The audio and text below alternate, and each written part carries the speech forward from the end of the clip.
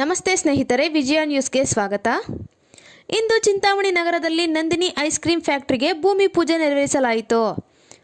ಉನ್ನತ ಶಿಕ್ಷಣ ಸಚಿವರು ಮತ್ತು ಉಸ್ತುವಾರಿ ಸಚಿವರಾದ ಡಾಕ್ಟರ್ MC ಸುಧಾಕರ್ ರೆಡ್ಡಿ, ಕೋಚ್ಮುಲ್ ಅಧ್ಯಕ್ಷರಾದ ನಂಜೇಗೌಡರು, ಚಿಕ್ಕಬಳ್ಳಾಪುರ ಶಾಸಕರಾದ ಪ್ರದೀಪ್ ಈಶ್ವರ್, ಕೋಚ್ಮುಲ್ ನಿರ್ದೇಶಕರು ಅಶ್ವಥ್ ನಾರಾಯಣ್ ಬಾಬು, MLC ಅನಿಲ್ ಚಿಂತಾಮಣಿ ನಗರದಲ್ಲಿ ನಂದಿನಿ ಐಸ್ ಕ್ರೀಂ ಫ್ಯಾಕ್ಟರಿಗೆ ಭೂಮಿ ಪೂಜೆ ನೆರವೇರಿಸಿದರು.